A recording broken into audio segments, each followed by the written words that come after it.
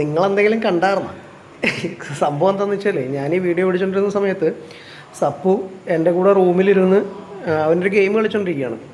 അപ്പം ഞാൻ അവനും മേളിലത്തെ ഫ്ലോറിലിരുന്നിട്ട് ഞാൻ വീഡിയോ ചെയ്യുന്നു. അപ്പോൾ അവൻ ഗെയിം കളിക്കുന്നു. അവളിവിടെ ഇല്ലായിരുന്നു, അവൾ പുറത്ത് പോയിരിക്കുകയായിരുന്നു. അങ്ങനെ പുറത്തൊക്കെ പോയി ഇവിടെ വന്ന് നോക്കിയപ്പോൾ ആരെയും കാണുന്നില്ല ആൾ.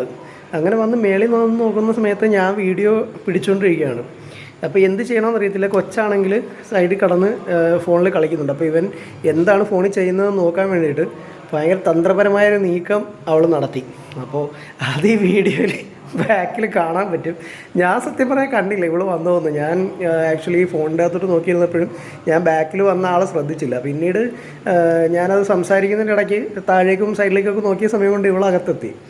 അപ്പോൾ എന്തായാലും ആ ഒരു ഷോട്ട് ഈ വീഡിയോയിലുണ്ട്. വളരെ ഫണ്ണി ആയിട്ട് തോന്നിയുണ്ട്.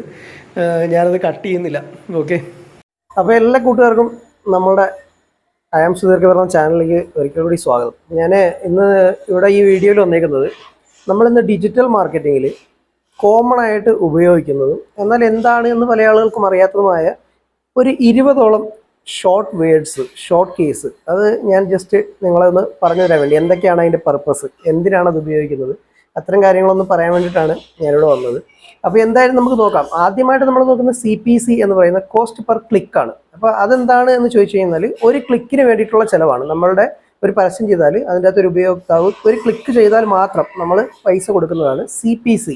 ഇനി CPA എന്ന് പറയുന്ന ഒരു കോൺസെപ്റ്റ് ഉണ്ട്. ഈ CPA എന്ന് പറയുന്ന കോൺസെപ്റ്റ് കോസ്റ്റ് പെർ അക്വിസിഷൻ ആണ്. അതായത് ഒരു ഉപഭോക്താവിന് നമ്മളിലേക്ക്, നമ്മളുടെ ആ ഒരു ആഡ് കണ്ടിട്ട് അയാൾ വരികയും രജിസ്റ്റർ ചെയ്യുകയും അല്ലെങ്കിൽ ഒരു പ്രൊഡക്റ്റ് വാങ്ങുകയും അങ്ങനെയൊക്കെ ചെയ്താൽ നമ്മൾ പൈസ കൊടുക്കും. അതാണ് ഈ പറഞ്ഞ CPC.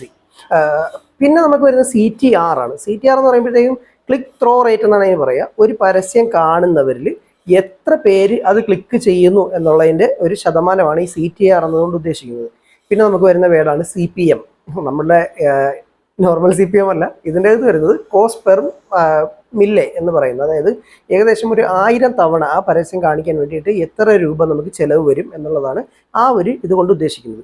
പിന്നെ നമുക്ക് വരുന്നത് ROI ആണ്. നമ്മൾ എന്തൊരു കാര്യം ചെയ്താലും റിട്ടേൺ ഓൺ ഇൻവെസ്റ്റ്മെൻറ്റ് നമ്മൾ നോക്കുന്നതാണ്. അപ്പോൾ മുടക്കിയ പണത്തിന് നമ്മൾ ഈ പരസ്യത്തിൽ എത്ര ലാഭം കിട്ടി, നമ്മൾ മുടക്കിയതിനേക്കാൾ പൈസ നമുക്ക് തിരിച്ചു കിട്ടിയോ എന്നൊക്കെ അറിയാൻ വേണ്ടിയിട്ടുള്ള ഒരു ROI ഉണ്ട്. പിന്നെ വരുന്നത് റോസ് ആണ്. റോസ് എന്ന് പറയാൻ റിട്ടേൺ ഓൺ ആഡ് സ്പെൻഡ്, പരസ്യങ്ങളിൽ ചെലവഴിച്ച പണത്തിനുള്ള വരുമാനം, അത് പരസ്യ ചെലവിൻ്റെ നേട്ടം, അങ്ങനെയൊക്കെയുള്ള കാര്യങ്ങൾ ബേസ് ആയിട്ടാണ് ഈ ഒരു സംഭവം വരുന്നത്. പിന്നെ വരുന്നത് KPI ആണ്. അതായത് കീ പെർഫോമൻസ് ഇൻഡിക്കേറ്റർ. ബിസിനസ് ലക്ഷ്യങ്ങൾ എത്രത്തോളം നമുക്ക് വിജയകരമായി എത്തിക്കാൻ പറ്റി നമ്മൾ ചെയ്ത പരസ്യങ്ങളിലൂടെ എന്ന് നോക്കുന്ന പ്രധാനപരമായിട്ടുള്ള മാനദണ്ഡങ്ങളെ അടിസ്ഥാനമാക്കിയുള്ള ഒരു സംഭവമാണ് KPI എന്ന് പറയുന്നത്. പിന്നെ വരുന്നത് CAC ആണ്. അതായത് കസ്റ്റമർ അക്വിസിഷൻ കോസ്റ്റ്. നേരത്തെ ഞാനൊരു സംഭവം പറഞ്ഞിരുന്നു. അതുപോലെ തന്നെ ഒരു പുതിയ ഉപഭോക്താവിനെ ആകർഷിക്കുന്നതിനുള്ള മൊത്തം ചെലവിനെയാണ് നമ്മളിവിടെ CAC എന്നതുകൊണ്ട് ഉദ്ദേശിക്കുന്നത്. പിന്നെ വരുന്നത് LTV ആണ്, ലൈഫ് ടൈം വാല്യൂ. അതായത് ഒരു ഉപഭോക്താവ് അവൻ നമ്മളുടെ ആ ഒരു ബ്രാൻഡിനോടൊപ്പം നമ്മൾ ചെയ്ത പരസ്യം കാരണം കൊണ്ട് അവൻ എത്ര കാലം നിൽക്കുമോ. ഇപ്പോൾ എക്സാമ്പിൾ പറഞ്ഞു കഴിഞ്ഞാൽ ചില ബ്രാൻഡുകൾ പരസ്യം ചെയ്യും 3 മാസത്തേക്ക്, 6 മാസത്തേക്ക്, 12 മാസത്തേക്ക്, അല്ലെങ്കിൽ 2 വർഷത്തേക്ക്, ഇങ്ങനെയൊക്കെ പറഞ്ഞിട്ട് പരസ്യം ചെയ്യും. അപ്പോൾ ആ 2 വർഷം അവനെ നമ്മളിലേക്ക് കൊണ്ടുവരിക. അപ്പോൾ അതാണ് ഈ പറഞ്ഞ ഒരു സംഭവം കൊണ്ട് നമ്മൾ ഇവിടെ ഉദ്ദേശിക്കുന്നത്, LTV എന്ന് പറയുന്നത് കൊണ്ട് നമ്മൾ ഉദ്ദേശിക്കുന്നത്. അപ്പോൾ പിന്നെ നമുക്ക് വരുന്ന ഒരു ടേം എന്ന് പറയുന്നത് സെർച്ച് എഞ്ചിൻ്റെ ഒപ്റ്റിമൈസേഷൻ ആണ്. ഇതൊക്കെ ഡിജിറ്റൽ മാർക്കറ്റിംഗിൽ നമ്മൾ മെയിനായിട്ട് പല ആളുകളും കേൾക്കുന്ന കാര്യങ്ങളായിരിക്കാം. സെർച്ച് എഞ്ചിൻ ഒപ്റ്റിമൈസേഷൻ എന്താണെന്ന് നമ്മളുടെ ഒരു സെർച്ച് റിസൾട്ടിലേക്ക് നമ്മുടെ വെബ്സൈറ്റ് ആയാലും എന്ത് കാര്യങ്ങളായാലും നമ്മളൊരു പ്രൊഡക്റ്റ് ആയാലും നമുക്ക് കൊണ്ടുവരാം. പക്ഷേ അതൊരു വെബ്സൈറ്റിൽ ലിങ്ക് ചെയ്ത് ലിസ്റ്റ് ചെയ്യണം എന്നൊക്കെയുള്ള കുറച്ച് ടേംസ് ഒക്കെ നമ്മൾ ചെയ്ത് കഴിഞ്ഞാൽ നമുക്കത് കൊണ്ടുവരാം. അതിന് വേണ്ടിയിട്ട് ഉപയോഗിക്കുന്ന ഒരു വേർഡാണ് സെർച്ച് എഞ്ചിൻ ഒപ്റ്റിമൈസേഷൻ. പിന്നെ നമുക്ക് ഈ സെർച്ച് എഞ്ചിനുകളെ തന്നെ മാർക്കറ്റ് ചെയ്യാം. സെർച്ച് എഞ്ചിനുകളുടെ മാർക്കറ്റ് ചെയ്ത് കഴിഞ്ഞാൽ ഇപ്പോൾ നിങ്ങൾ കാണാറുണ്ടാവും, ഗൂഗിളിലൊക്കെ നമ്മളൊരു സംഭവം സെർച്ച് ചെയ്ത് കഴിഞ്ഞാൽ ഫസ്റ്റ് ടൈമിൽ തന്നെ അതിൻ്റെ അകത്ത് മേളിൽ തന്നെ സ്പോൺസർഡ് എന്ന് പറഞ്ഞിട്ടൊരു സംഭവം വരും. അത് SEM എന്ന് പറയുന്ന ഒരു ഷോർട്ട് വേർഡാണ് അതിന് വേണ്ടി യൂസ് ചെയ്യുന്നത്.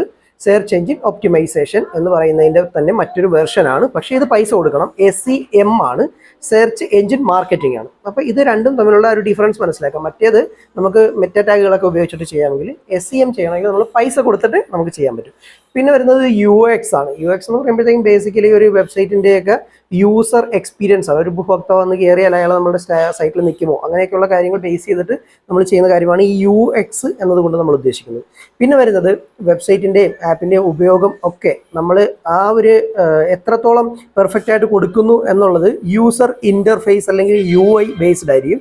അപ്പോൾ അത് ഉപയോഗിക്കുന്ന ഡിസൈനും കാര്യങ്ങളും എല്ലാം, അതായത് ഇപ്പോൾ അതിൻ്റെ അകത്ത് കളറാണെങ്കിലും ആക്സസിബിലിറ്റി ആണെങ്കിലും മെനുകളാണെങ്കിലും ഫീൽഡ് ആണെങ്കിലും എന്ത് സംഭവമാണെങ്കിലും അത് ഉപഭോക്താവിന് ഇണങ്ങുന്ന രീതിയിലാണ് നമ്മൾ ചെയ്തിരിക്കുന്നത്. അതിനെയാണ് യൂസർ ഇൻ്റർഫേസ് എന്ന് ഉള്ളൊരു ആ ഒരു ഷോർട്ട് വേഡിലൂടെ നമ്മൾ ഉദ്ദേശിക്കുന്നത് UI. ഓക്കെ, പിന്നെ നമുക്ക് വരുന്നത് UTM എന്ന് പറയുന്ന ട്രാക്കിംഗ് മൊഡ്യൂളുകളാണ്. അതിപ്പം മെറ്റയിലാണെങ്കിൽ മെറ്റ പിക്സൽസ് അത് നമ്മൾ യൂസ് ചെയ്യുന്നുണ്ട് UTMന് വേണ്ടിയിട്ട്.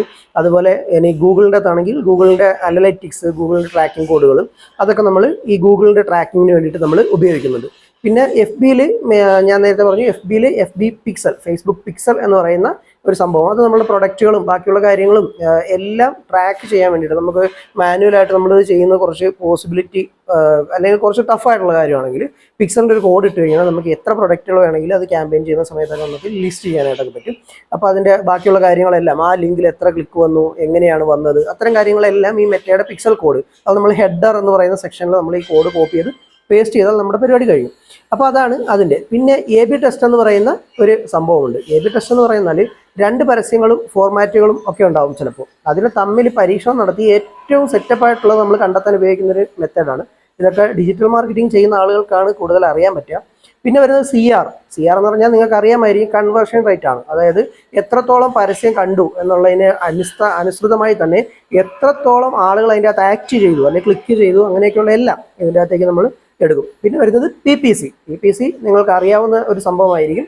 Pay per ക്ലിക്കാണ്. നമ്മൾ ഓരോ ക്ലിക്കും നമുക്ക് കിട്ടുന്ന അനുസരിച്ചിട്ട്, നമ്മളിപ്പം സെർച്ച് എഞ്ചിൻ ആണെങ്കിൽ സെർച്ച് എഞ്ചിൻ, അല്ലെങ്കിൽ വെബ്സൈറ്റ് ആണെങ്കിൽ വെബ്സൈറ്റ്, അതിൻ്റെ അകത്ത് കിട്ടുന്ന ക്ലിക്കിനനുസരിച്ചിട്ട് നമ്മൾ ഈ അഡ്വർടൈസർക്ക്, അതിപ്പോൾ ഗൂഗിൾ ആഡ്സ് ആയിരിക്കാം അല്ലെങ്കിൽ മെറ്റ ആയിരിക്കാം, അങ്ങനെയുള്ള പ്ലാറ്റ്ഫോമുകളിലേക്ക് നമ്മൾ പൈസ കൊടുക്കണം. അങ്ങോട്ടേക്ക് ഓരോ ക്ലിക്കിനും നമ്മൾ പൈസ കൊടുക്കണം. ഈ ഒരു ടേമാണ് ഈ പറഞ്ഞ PPC. ഇനി വരുന്നത് SMM എന്ന് പറയുന്ന സോഷ്യൽ മീഡിയ മാർക്കറ്റിംഗ് ആണ്. അതിൻ്റെ അകത്ത് എല്ലാ പ്ലാറ്റ്ഫോമുകളെയും നമുക്ക് ഇതിൻ്റെ അകത്ത് പറയാൻ പറ്റും. സോഷ്യൽ മീഡിയ പ്ലാറ്റ്ഫോമുകളിൽ അതിൻ്റെ പ്രവർത്തനങ്ങളെ എല്ലാം നമ്മൾ ചുരുക്കത്തിൽ ഈ പറഞ്ഞ SMMൻ്റെ അണ്ടറിലേക്കാണ് കൊണ്ടുവരുന്നത്. പിന്നെ പ്രധാനമായിട്ടുള്ളൊരു സംഭവമാണ് CTR, ക്ലിക്ക് ത്രോ റേറ്റ് എന്നാണ് അതിന് പറയുക. നമ്മളുടെ ഈ ഒരു ആഡ് കണ്ട പരസ്യം കണ്ട ആളുകൾ എത്ര പേര് അതിൻ്റെ അകത്ത് ക്ലിക്ക് ചെയ്തു എന്നതിൻ്റെ ഒരു നിരക്കാണ്. അപ്പോൾ ഏകദേശം 20ഓളം ഷോർട്ട് കീസ് ഞാൻ നിങ്ങൾക്കിപ്പോൾ പറഞ്ഞു തന്നിട്ടുണ്ട്, അതിൻ്റെ ഉപയോഗവും പറഞ്ഞു തന്നിട്ടുണ്ട്. അപ്പോൾ 6 മിനിറ്റോളമായി വീഡിയോ. അപ്പോൾ എന്തായാലും ഇത് നിങ്ങൾക്ക് ഉപകാരപ്പെടുമെന്ന് വിചാരിക്കുന്നു. അപ്പോൾ എന്തായാലും ഞാൻ ഇതിൻ്റെ ഒരു മിനിമലായിട്ടുള്ളൊരു ടെക്സ്റ്റും കൂടി ഇതിൻ്റെ ഒപ്പം തന്നെ റൺ ചെയ്യാം. അപ്പോൾ നിങ്ങൾക്കത് കുറച്ചുകൂടി പെർഫെക്റ്റ് ആയിട്ട് മനസ്സിലാവും.